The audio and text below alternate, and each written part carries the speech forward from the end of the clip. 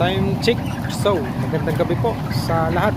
At saka po ako magmamanok. Saka po ako manggagawa. Akin po ipakita sa inyo ang aming alaga ngayon. Day 28 na po sila. Ang kanila pong timbang ay nasa 1.8 po. 1.8, 1.9. So, bali bukas mag-start na po kaming magpa-harvest. Ayan po. Ang gaganda ng kanilang katawan. Good ventilation.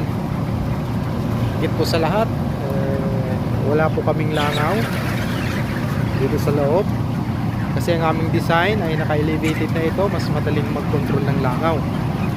Ngayon po sa makapagpanood nito, kung gusto nyo lang po na malaman kung paano mag-control ng langaw, message nyo lang po ako, magbigay po ako ng idea sa inyo, lalo na po nakaslated.